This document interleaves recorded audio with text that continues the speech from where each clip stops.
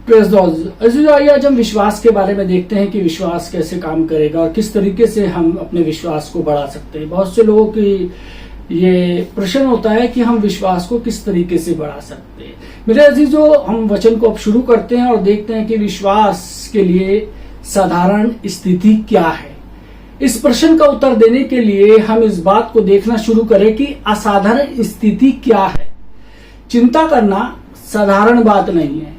अगर हम तर्क करने और उन बातों को आंकने से जिनका कोई उत्तर नहीं है अपने आप को सताते रहते हैं तो ये कोई साधारण बात नहीं है। इस बात से परेशान होना कि लोग हमारे बारे में क्या सोचेंगे, ये साधारण बात नहीं है। यह भी साधारण बात नहीं है कि हम निराश और दबा हुआ महसूस करें और ये सोचे कि हम किसी लायक नहीं है। ये सोचना कि हम असफल हैं, यह भी साधारण बात नहीं है। मेरे दोस्तों, ये बातें कुछ लोगों के लिए साधारण होंगी, परंतु परमेश्वर कभी भी इन बातों को साधारण नहीं मानते। परमेश्वर ने कभी भी यह नहीं सोचा कि आपका जीवन इस प्रकार का हो कि हम निरंतर एक मानसिकता, उपद्रव या अपने विचारों के द्वारा सताव को महसूस करें। मेरे दोस्तों, जब इस प्रकार के विचार हम में आते हैं, हमें इस बात को पहचानना चाहिए कि वो क्या हैं। शत्रु की झूठी बातें। मेरे दोस्तों, वॉचमैन नी अपनी पुस्तक द स्पिरिचुअल मैन के इस हिस्से में, जिसका शीर्षक था कि वेट्स ऑन द स्पिरिट है, उसमें लिखा है कि इन परिस्थितियों में आत्मा की एक सिद्ध स्वतंत्रता की स्थिति में होना चाहिए। वो इतना हल्का होना चाहिए, मान लीजिए कि हवा में तैरता हुआ। एक मसीह को यह मालूम होना चाहिए कि उसकी आत्मा में कौन सा भार रखा हुआ है, वो कौन सी ऐसी चीज है जो उसकी आत्मा के ऊपर है, वो उसको दबाई जा रही है। बहुत बार वो एक दबाव को महसूस करते हैं, जैसे कि हजारों किलो का भार उनके हृदय को दबा रहा है। मेरे दोस्तों, ये शैतान की ओर से आत्मिक लोगों को सताने के लिए उनके अंदर उनके आनंद और हल्केपन से वंचित करने के लिए और उनकी आत्मा को पवित्र आत्मा के साथ मिलकर काम न कर देने के लिए नियुक्त किया गया है। मेरे अजीजों, एक स्वतंत्र आत्मा जय का अधिकार है। जब भी आत्मा एक दबाव को महसूस करती है तो हमारा मन ठीक रूप से कार्यशील नहीं होता है। हमारे सारे अंग साथ मिलकर काम करते हैं। हमें अपने आप को एक स्वतंत्र और सही स्थिति में रखना चाहिए। ये करने के लिए अपने आप को यीशु मसीह की अगुवाई के अधीन ले आना, अपने आप को अधीन करना है परमेश्वर की। यदि हम देखें 2 कुरिन्थियों 10 बाब और उसकी 5वीं आयत में परमेश्वर का वचन कहता है कि इसलिए हम कल्पनाओं का और हर एक ऊंची बात का जो परमेश्वर की पहचान के विरोध में उठती है खंडन करते हैं और हर एक भावना को कैद करके मसीह का आज्ञाकारी बना देते हैं। मेरे अजीजों, परमेश्वर हमें शैतान के ऊपर जय देगा, परंतु ये तब करेगा जब हम उसको प्रार्थना में पुकारेंगे और उससे अपनी समस्याओं को सुलझाने की मांग करेंगे। कुछ भी हमारी परिस्थितियों को नहीं बदलेगा अगर हम बैठे ही रहेंगे और ये कामना करें कि काश सब कुछ बदल जाए। हमें एक क्रिया को भी करना है। परमेश्वर तो तैयार है, इच्छुक भी है और योग्य है कि वे अपने लोगों के लिए निष्क्रियता, उदासीनता, कामचोरी, सुस्ती और कामों को टालने वाली प्रवृत्ति के क्षेत्र में कुछ करे। प्रत्येक बात जो हमें चारों ओर से ढांप कर हमें निराश, निरुत्साहन और हताश अवस्था में भी अपनी भूमिका अदा करनी चाहिए, जब हम जिसे कह सकते हैं कि बहुत दबे हुए हों। मेरे दोस्तों, हम ऐसे लोग नहीं हैं जिन्होंने अपनी इच्छा के अनुसार कार्य करने के लिए बुलाया है। मेरे दोस्तों, हम ऐसे लोग हैं जिन्हें परमेश्वर के वचन को मजबूती से पकड़कर अपने प्रतिदिन के जीवन में लगाने के लिए बुलाया गया है। ऐसे करने के लिए हमें आत्मिक रूप से सचेत रहना होगा हर समय। मेरे दोस्तों, हमें परमेश्वर के राज्य को ले लेना चाहिए। धार्मिकता, शांति और आनंद। जैसे ही आप निराश महसूस करें, शैतान को शुरू में ही बड़े उत्तेजना के साथ रोक दे। मेरे सालों की सेवकाई के पश्चात और मेरे व्यक्तिगत मसीह जीवन के द्वारा मैंने कुछ बातों को सीखा है जिन्हें बड़ी उत्तेजना के साथ करना है। पहला चीज है उत्तेजना पूर्वक सोचो। यदि हम देखें लूका रचित सुसमाचार 14 बाब और उसकी 31वीं आयत में परमेश्वर का वचन कहता है, यह कौन ऐसा राजा है जो दूसरे राजा से युद्ध करने जाता हो और पहले बैठकर विचार ना कर ले कि जो 20,000 लेकर मुझ पर चढ़ा आता है, क्या मैं 10,000 लेकर उसका सामना कर सकता हूं या नहीं। मेरे अजीजों, एक सेनापति जो युद्ध की तैयारी करता है वो बहुत ही ज्यादा विचार करता है। वो ये योजना बनाता है और आंकता है कि किस प्रकार ये शत्रु को पराजित कर सकता है और अपने से लेकर सबसे कम, जिसे कह सकते हैं कि अपने आप को उन खतरों में रखता है कि कितना मुझको नुकसान होगा यदि मैं उस युद्ध पर गया, तो कितना मैं उस नुकसान को सहने के योग्य हूं। मेरे अजीजों, आपको और मुझे मसीह युद्ध और अपने प्रतिदिन के जीवन में ठीक यही करना चाहिए। हमें यह सोचना चाहिए कैसे मैं कर्जे में से बाहर निकलूं, कैसे मैं अपने घर को साफ कर सकता हूं, कैसे मैं अपने परिवार के लिए और उत्तम उपाय कर सकता हूं। परंतु हमें यह भी सोचना चाहिए कैसे मैं अपनी सेवकाई के द्वारा लोगों तक पहुंच सकता हूं, कैसे मैं अपने पड़ोसी को भलाई के लिए प्रभावित कर सकता हूं, कैसे मैं गरीबों के लिए एक आशीष बन सकता हूं, कैसे हम परमेश्वर को और अधिक दे सकते हैं।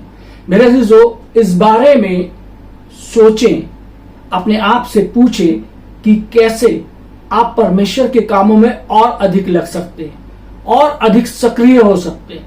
निश्चय ही अगर आपका एक परिवार है तो उसके लिए आपकी जिम्मेवारी प्रथम स्थान पर हो जाएगी।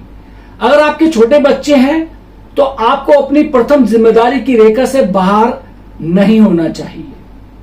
आपको उनके साथ भी काफी समय व्यतीत करना चाहिए, खासतौर से उनके शुरुआती सालों में। मेरे अजीजों, अपने परिवार और अपनी सेवकाई दोनों को समानता चाहिए। मैंने ऐसा किया है। आप पाएंगे कि आप वो सब काम कर सकते हैं जो शुरू में असंभव सा दिखाई देता है। अगर आपको परमेश्वर ने आपको बुलाया है तो उसे पूरा करें। रचनात्मक रूप से सोचे, केवल बैठे रहकर यह ना सोचे कि आप और बहुत कुछ कर सकते हैं। प्रथम कदम उठाएं और शुरू हो जाए। उत्तेजना रूप से सोचे। और दूसरी चीज है कि उत्तेजना पूर्वक प्रार्थना करें। मेरे अजीजों, इब्रानियों 4:16 कहता है, इसलिए आओ हम अनुग्रह के सिंहासन के निकट हियाव बांध कर चलें कि हम पर दया हो और वो अनुग्रह पाए जो आवश्यकता के समय हमारी सहायता करें। मेरे अजीजों, हम कैसे परमेश्वर के सिंहासन के सम्मुख आना चाहिए? निडर, दृढ़ और हियाव बांधकर। इसका मतलब है उत्तेजित होकर। आपको और हमें परमेश्वर के साथ शर्मीला या डरपोक बनने की जरूरत नहीं है। हम एक दृढ़ निश्चय के साथ आगे कदम बढ़ाकर उसको अपनी जरूरतों के बारे में बता सकते हैं। हम उसे बता सकते हैं कि हम उससे यह उम्मीद करते हैं कि जो कुछ भी प्रतिज्ञाएं उसने अपने वचन के द्वारा हमें दी है उसको वो हमारे लिए पूरा करे। मेरे अजीजों, जब आप परमेश्वर के सिंहासन के पास जाएं तो एक उत्तेजना के साथ जाएं। और तीसरी चीज है उत्तेजना पूर्वक बोलें। पहला पतरस 4 बाब और उसकी 11वीं आयत कहता है, यदि कोई बोले तो ऐसा बोले मानो परमेश्वर का वचन है। मेरे अजीजों, परमेश्वर की संतान होने के नाते आपका और मेरा स्वर उत्तेजना पूर्वक होना चाहिए। अब जब मैं उत्तेजना पूर्वक बात करने के विषय में बोलता हूं तो इसका अर्थ यह नहीं है कि आप शारीरिक रूप से आक्रामक हो जाए। मैं तो आत्मिक रूप दुष्ट शक्तियों के विरोध में आक्रामक होने की बात कर रहा हूं। मेरे अजीजों, एक स्थान पर तो बाइबल ये सिखाती है कि हमें कबूतर की नाई शांत स्वभाव का होना चाहिए, मत्ती 10:16 में। परंतु दूसरे स्थान में यह सिखाती है कि हमें एक सींग की नाई साहसी होना चाहिए, नीति वचन 28:1 में। मुझे इन दोनों स्वरूप को साथ जोड़ने में काफी कठिनाई होती थी। एक तरफ कबूतर की तरह भोला बनना है तो दूसरी तरफ सींग के समान साहसी होना है। फिर मैंने एक ऐसे व्यक्ति के बारे में सोचा जो किसी नौकरी में हो और उसका अधिकारी उसको अपने पास बुलाकर उसके साथ दुर्व्यवहार करना शुरू कर देता है। उस कर्मचारी को मालूम होता है कि अगर वो पलटकर जवाब देगा तो वो उसे नौकरी से निकाल देगा, इसलिए वो बस खामोश खड़ा रहता है और ये इंतजार करता है कि परमेश्वर उसका बदला लेगा। हालांकि वो बाहरी रूप से कबूतर की नाई कोमल है, पर भीतर से वो एक सिंह की नाई साहसी है। मेरे अजीजों, इसी प्रकार आपको और मुझे भी कभी कभी शारीरिक रूप से तो निष्क्रिय होना चाहिए, परंतु आत्मिक रूप में आक्रामक होकर प्रतिक्रिया व्यक्त करनी चाहिए। हम कड़े शब्दों को शारीरिक रूप से तो अपने प्रति अनुमति दे सकते हैं, परंतु हमें आत्मिक रूप से उन शब्दों को नहीं ग्रहण करना चाहिए। मेरे अजीजों, हमें अपने ऊपर दंड आने देने से इंकार करना चाहिए। जबकि हमें शारीरिक रूप से सताया जाता है तो हम आत्मा में होकर प्रार्थना कर सकते हैं। फिर जब हम एक बार उस स्थिति से बाहर निकल जाते हैं तो हमें अपने मुंह में आक्रामक रूप से बोलना है और उन आत्मिक शत्रुओं के खिलाफ अधिकार लेना है जो हमारे विरोध में दुर्व्यवहार करते हैं। जैसे ही कोई शारीरिक रूप से मेरे विरोध में आने लगता है, तुरंत मैं आत्मा में होकर प्रार्थना करने लगता हूं। मुझे मालूम है कि मुझे उन सब बुरी बातों को अपने अंदर ग्रहण नहीं करना है। जो वो कह रहा है, अपशब्द कह रहा है, उन अपशब्दों को नहीं दोहराना है। इसलिए मैं आत्मिक रूप से अपना बचाव कर सकता हूं। मेरे जो कई वर्षों तक मैंने दूसरों को ये अनुमति दी कि वे अपने कचरे का ढेर मेरे ऊपर जमा कर ले। फिर बाद में मैं उन बातों को बदला, शारीरिक रूप से उनके खिलाफ लेता था। आखिरकार मैंने जाना कि ऐसी कोई भी युक्ति सफल नहीं होती। उसके पश्चात मैंने ये पाया कि असल में कौन सी बातें काम करती है। मैंने उस कठिन रास्ते को जाना कि हमारा युद्ध मांस और लहू के खिलाफ नहीं है, परंतु वे प्रधानताएं और शक्तियों और आत्मिक दुष्ट आत्माओं जो उच्च स्थानों में है उनके खिलाफ है। इसलिए मैंने ये सीखा है कि आत्मिक बल युद्ध को कैसे करना चाहिए। आपको भी शायद ऐसे ही करने की आवश्यकता हो। एक कबूतर की नाई कोमल और एक सींग की नाई साहसी बने। एक आक्रामक स्वर को पैदा करें। जब आप किसी से बात करते हैं तो आप अपने सिर को ना झुकाएं और ना कुड़कुड़ाएं या विलाप ना करें। सीधे खड़े रहें, उनकी आंखों में देख करें और बात करें। सकारात्मक रूप से, निश्चित और स्पष्ट रूप से बात करें, स्पष्ट रूप से उच्चारण करें और निश्चित रूप से विवरण दें। अपनी बातों को सही ढंग से समझाएं। खस्ता हाल, असुरक्षित और अनिश्चित, जिसे कह सकते हैं कि अनिश्चित मत बनो।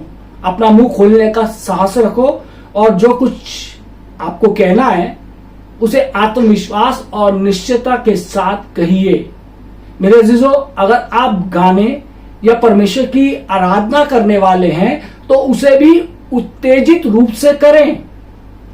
मैं देखता हूं कलीसिया में कई बार बहुत से लोग होते हैं, आते हैं इबादत करने के लिए आते हैं, लेकिन वो चुपचाप खड़े होते हैं, ना उसमें तालियां बजाएंगे ना जोर से गीत गाते हैं। हमें उत्तेजित रूप से करना चाहिए। जब भी आप कुछ बोलने के लिए अपना मुंह खोले तो ऐसा प्रतीत हो मानो परमेश्वर का वचन बोल रहा हो। बड़े उत्साह, आनंद और शिष्टापूर्वक ऐसा करें और उत्तेजित होकर करें मेरे अजीजों। और चौथी चीज है कि उत्तेजना पूर्वक दें।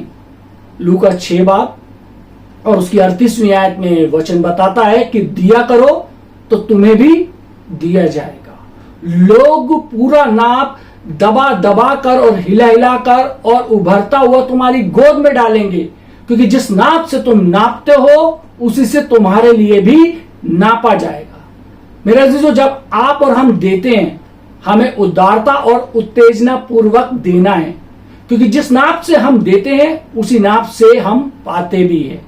मेरे अजीजों, जब हम अपने बटुए या थैले में देखते हैं तो हम जो सबसे छोटा रुपया मिले उसे नहीं निकालना है, परंतु हमें उस प्रकार देते हैं जैसे परमेश्वर हमें देता है, बहुतायत के साथ। अब मैंने जाना कि कोई भी दान बहुत छोटा या कोई भी दान कोई बहुत बड़ा नहीं होता है, परंतु उसी समय हमें उत्तेजना पूर्वक दूसरों को उसी प्रकार देना चाहिए जैसा हम अपने लिए मसीह जीवन के अन्य पहलुओं को ध्यान में रखते हुए उत्तेजित होते हैं।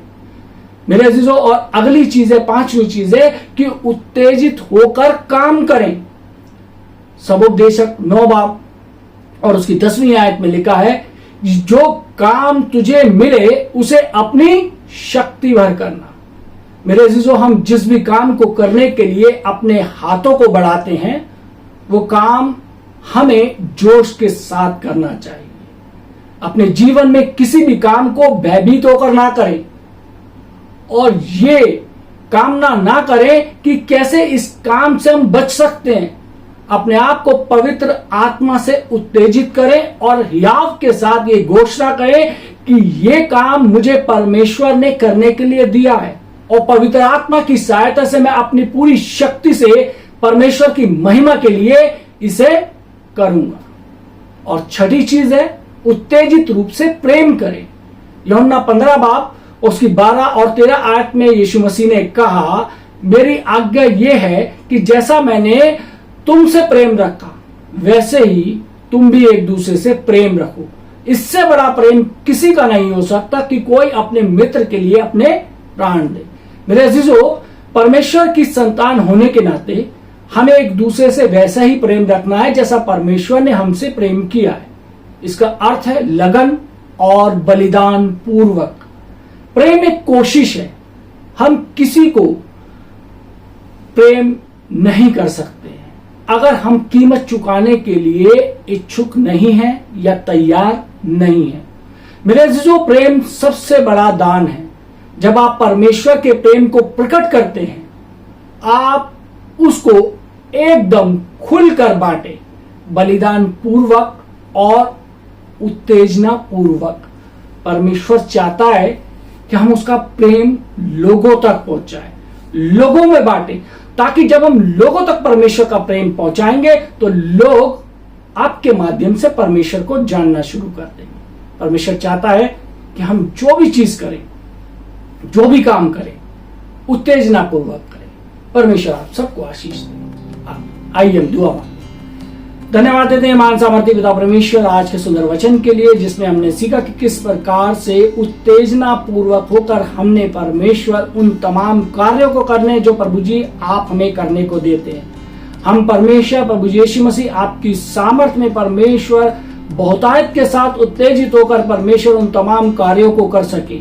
ऐ खुदावन, हमारे जीवन में यदि उत्तेजना की कमी है तो प्रभु जी आज अपनी पाक रूह से परमेश्वर हमको मसह कर प्रभु जी, ताकि हम पवित्र आत्मा की सामर्थ्य से उन भले कामों के लिए उत्तेजना से भर जाएं और परमेश्वर तेरे उस नियम को, परमेश्वर तेरे उस वचन को परमेश्वर प्रभु जी फैलाने वाले हो सके, लोगों के बीच अच्छे काम कर सकें, लोगों के बीच प्रेम कर सकें, लोगों को देने वाले हो सके प्रभु जी, और लोगों को बचाने वाले हो सके। परमेश्वर हमारे जीवन से प्रभु जी आपको आदर और महिमा मिलने पाए। आज जितने लोगों ने प्रभु यीशु मसीह ये वचन सुना है, ये उनके जीवन के लिए लाभकारी हो प्रभु जी। आप आज इसी समय उन लोगों को परमेश्वर अपनी पवित्र आत्मा की उत्तेजना से भर दीजिए, ताकि परमेश्वर जो भी हमने जिन जिन बिंदुओं पर परमेश्वर आज विचार और विमर्श किया है, परमेश्वर जो कुछ भी सीखा है परमेश्वर,